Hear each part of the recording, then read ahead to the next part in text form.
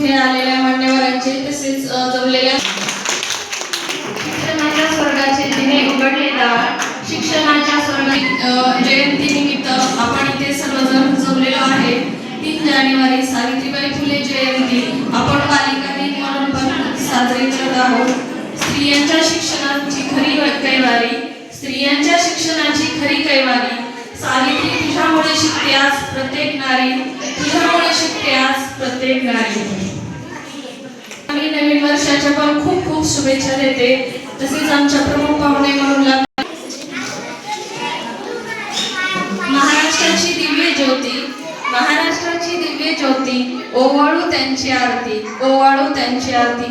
नमन माझे सावित्रीस, नमन माझे सावित्रीस, आज आहे त्यांची जयंती, आज आहे त्यांची जयंती. महाराष्ट्राची दिव्य ज्योती ओवाळू त्यांची आरती, ओवाळू त्यांची आरती. नमन माझे सावित्रीस, नमन माझे सावित्रीस, आज आहे त्यांची जयंती, आज आहे त्यांची जयंती. शिक्षणाच्या स्वर्गाचे जिने उघडले दार, शिक्षणाच्या स्वर्गाचे जिने उघडले दार, ती सावित्री जगाची शिलेदार, जगाची शिलेदार. कार्यक्रमाची प्रतिमा पूजन होत आहे. सर्वांनी जोरदार एकदा टाळ्या वाजवा.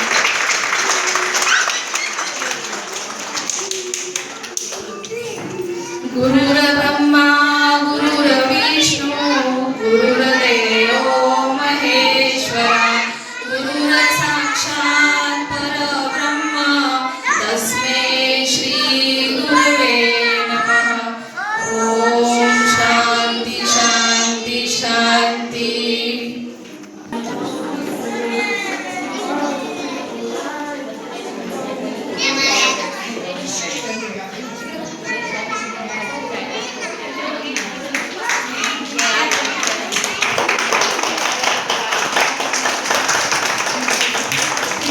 शिक्षणाची खरी कैवारी सावित्री, तुझ्यामुळे शिकते आहे आज प्रत्येक नारी, शिकते आहे आज प्रत्येक नारी.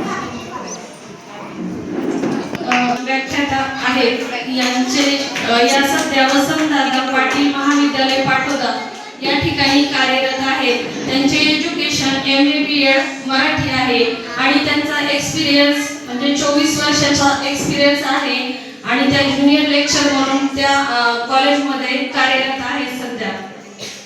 यानंतर मी प्रिया मिसला विनंती करते की त्यांनी कार्यक्रमाचे प्रस्तावित करावे. क्रांतीज्योती सावित्रीबाई ज्योतिबा फुले यांच्या जयंतीच्या खूप खूप शुभेच्छा.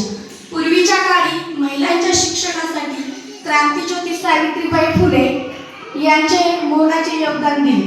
तशा आजच्या काळाच्या सावित्रीबाई म्हणजे त्यांना जॉय कोचिंग क्लासेसची सुरुवात अगदी 2 गाड्यापासून त्यांच्या कार्याची सुरुवात होती.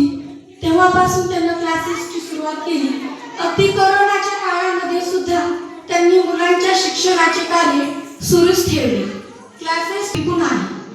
त्यांनी पालकांच्या आग्रहास्तव कैलासवासी जयदत्तजी केंडे बहुउद्देशीय सेवाभावी संस्था स्थापन केली व किड्स फॅशन स्कूलच्या माध्यमातून मुलांच्या सर्वांगीण विकासासाठी, महिलांना स्टेज निर्माण होण्यासाठी महिला दिन, दांडिया, बाल संस्कार वर्ग, उत्सव कलागुणांचा, ग्रँड पॅरेंट्स डे, आजी आजोबांना एकत्र येऊन मुलांचा जिव्हाळा निर्माण करण्यासाठी असे वेगवेगळे उपक्रम राबवले.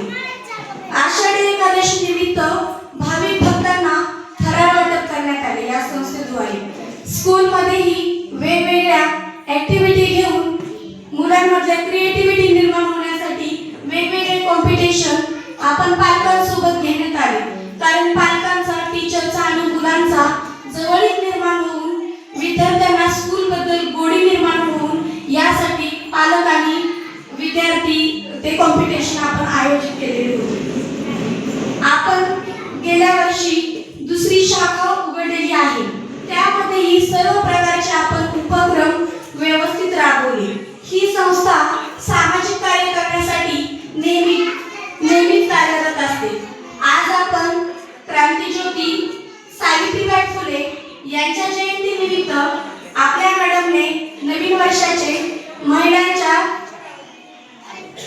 हेतूंचा व मुलांच्या सर्वांगीण विकास, आई म्हणून एक एका महिलाची काय जबाबदारी असते मुलाबद्दलची, महिलांनी आपल्या आई होण्याचे कर्तव्य पार पाडण्यात कुठे मागं राहू नये.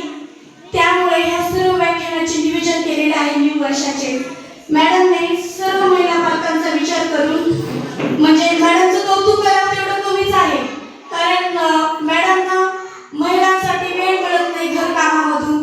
महिलांना काहीतरी आपल्या महिला पालकवर्गाला काहीतरी वेगळं शिकायला मिळावं, त्यांनाही काहीतरी पुढे येऊन काहीतरी म्हणजे केलं पाहिजे स्वतःसाठी, आपल्या मुलांमध्ये बदल घडवले पाहिजेत.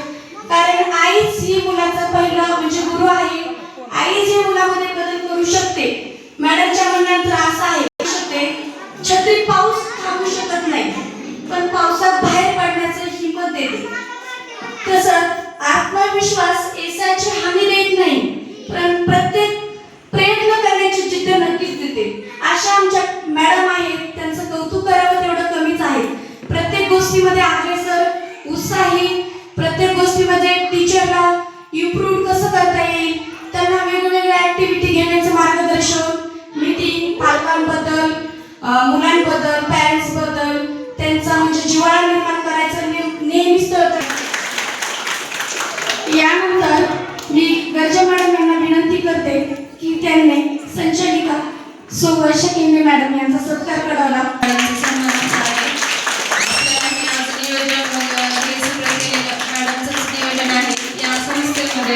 वेगवेगळ्या प्रकारचे कार्यक्रमाचे आयोजन केले जाते, जसे की दांडिया आहे, ग्रँड पॅरेंट्स डे आहे. मॅडमने सांगितल्याप्रमाणे जागतिक महिला येतात त्यावेळेस मधून मुलांचे कौशल्य बाहेर निघले पाहिजे.